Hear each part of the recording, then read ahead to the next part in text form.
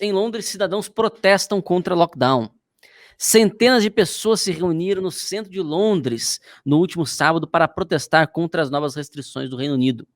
Entre as frases nos cartazes, os cidadãos pediam o fim dos lockdowns, do uso das máscaras e o fim de medidas contra a liberdade. Segundo o jornal Daily Mail, adesivos com a frase "não ao passaporte da vacina" foram colados em veículos da polícia e ambulância.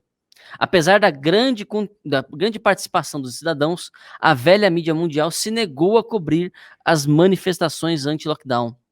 Os protestos acontecem em meio à determinação de novas restrições e ao pedido de demissão do secretário de Estado de Saúde e Assistência Social do Reino Unido.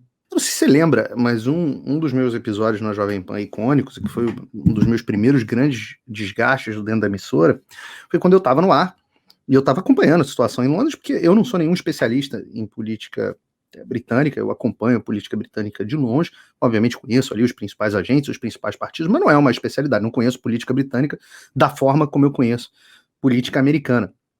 Mas acompanho o dia a dia da política britânica, e na Jovem Pan eu fazia o Jornal da Manhã, e a Jovem Pan tinha um correspondente em Londres, que era uma pessoa, o Ulisses Neto, e todos os programas que eu fazia, ele estava lá e fazia parte da rotina dos programas, eu bater papo com ele. E num belo dia eu estou vendo que Londres está tendo bastante protesto, e eu viro e falo, mas e Ulisses, como é que estão os protestos em Londres?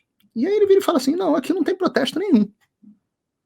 No dia seguinte, a internet foi completamente abarrotada, né, completamente inundada de vídeos de protestos gigantescos em Londres. Mas o correspondente ali não viu nenhum. Provavelmente porque, apesar dele estar lá, ele não se informa pelas inúmeras fontes que tem lá. Se informa ali pela BBC, mais um ou dois veículos, geralmente veículos de esquerda, e aí noticia o que esses veículos noticiam. Ou seja, o correspondente está em Londres, mas ele poderia estar em qualquer lugar do mundo, desde que ele tivesse TV a cabo. E aí, no final das contas, qual é o problema disso? Que é exatamente o que acontece com os correspondentes internacionais americanos, os correspondentes internacionais brasileiros nos Estados Unidos, melhor dizendo. Eles ficam reféns, como ninguém faz de fato cobertura, eles ficam reféns daqueles 2 ou 3 veículos que eles gostam de assistir. E isso é muito triste, porque no final das contas o que acontece é que um grupo muito restrito de 5 ou 6 emissoras determinam o que é a verdade no mundo inteiro. Então é importante fazer um apanhado sobre o que aconteceu no Reino Unido. Apesar do Reino Unido ter um primeiro-ministro conservador, do Partido Conservador, que é o Boris Johnson, o Reino Unido foi um dos países que adotou medidas de restrição mais severas. Adotou lockdowns muito severos, alguns lockdowns de 3 meses, e apesar disso, o número de casos no Reino Unido, as curvas no Reino Unido não tiveram achatamento nenhum. Se você comparar os números do Reino Unido com outros países, os resultados, não só em número de casos, como em número de mortos, os resultados foram absolutamente assustadores. Ou seja, mesmo tendo um conservador, e há muitas restrições ao Boris Johnson, ao governo do Boris Johnson, mesmo tendo um conservador no poder, as políticas do Reino Unido foram desastrosas, por isso a sua população tão revoltada. E, obviamente, as consequências econômicas para o Reino Unido foram muito severas, foi não estou com o número aqui, mas foi uma das maiores quedas de produto interno bruto da Europa, muito severa, apesar de outros países também terem adotado medidas muito severas. E isso não se traduziu em efeitos práticos. Realmente, o Reino Unido é uma prova para quem gostaria de um lockdown mais severo, né? Agora no Brasil, a moda é o Brasil não teve lockdown, que é equivalente a dizer fecharam pouco, que eu acho muito parecido com o argumento dos comunistas quando dizem assim, deturparam Marx, o comunismo não funcionou porque não foi implementado corretamente, agora vai. O lockdown, o argumento é mais ou menos o mesmo. Agora, os números no Reino Unido foram assustadores. O que realmente resolveu, do ponto de vista prático, a pandemia no Reino Unido, e eu digo resolveu numericamente falando, tecnicamente não há mais uma pandemia no Reino Unido, foi, e aí eu lamento os nossos espectadores anti-vacina, o que resolveu foram as vacinas. Resolveu a ponto de que você teve ali em janeiro, quando o programa de vacinação ainda estava iniciando no Reino Unido, você tinha algo como 1.240 mortos de média móvel, chegou a ter um dia aqui de quase 2.000 mortes no Reino Unido, e nos últimos dias você tem tido 9, 10, 11, 15 mortes.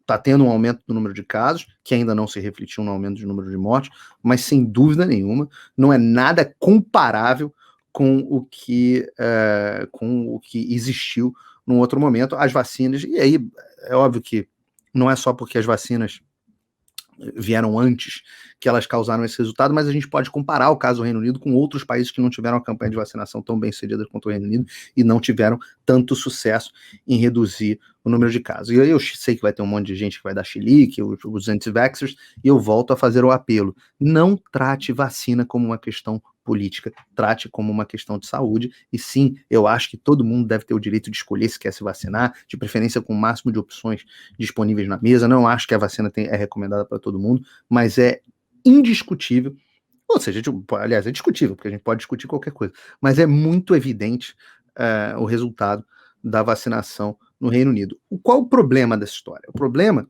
é que ou a vacina funciona ou a vacina não funciona.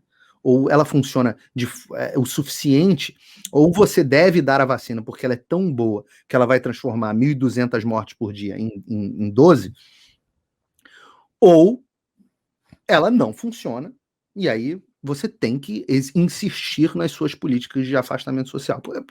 Eu, por exemplo, olho o caso aqui da Flórida. Meu pai me ligou ontem e perguntou, e aí, meu filho, como é que tá a pandemia? Eu falei, pai, eu não sei nem onde é que tá a minha máscara. Eu não vejo a minha máscara há um mês.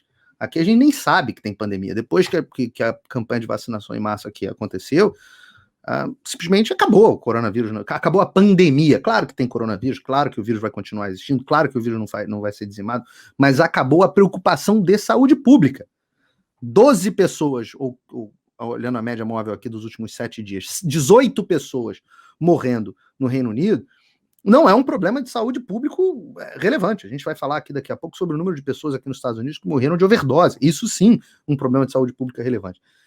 Então, qual o problema dessa história toda? É o fato seguinte: se a vacina funcionou e você conseguiu resolver um problema sério de saúde pública, por que ainda continuar fazendo restrições severas às vidas das pessoas, às suas liberdades individuais e ao comércio, ao funcionamento, à plena recuperação da economia? De novo, eu já falei isso aqui várias vezes, já falei isso aqui no texto, já falei isso em outros lugares, já falei no meu canal, já falei na Jovem Pan, milhões de vezes.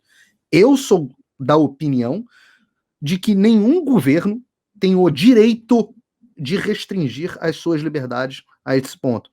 Essas liberdades são dadas a você por Deus e, portanto, não podem ser tomadas por um governo. Mas a justificativa até para essas pessoas é de que há uma necessidade humanitária de saúde pública. E eu digo, há necessidade humanitária de saúde pública com 18 mortes por dia?